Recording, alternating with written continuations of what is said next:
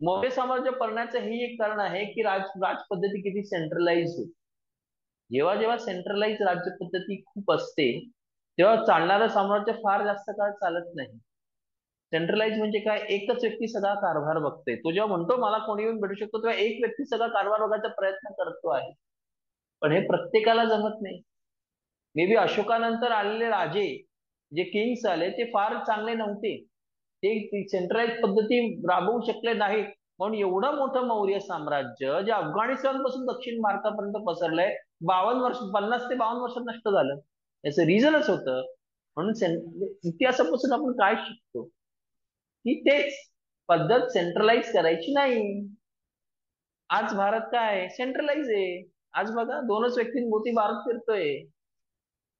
ठीक आहे, ते दिसताना तरी चांगलं दिसत असतं कारण ते मॅनेज करू शकतात.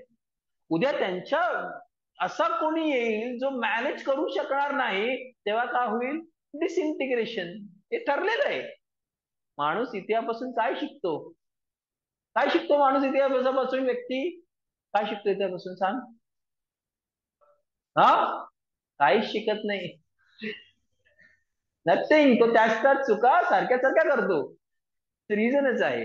आता कितीतरी चांगली वाटली तरी पुढे तेच होणार आहे. ठीक, पण शिकायला पाहिजे.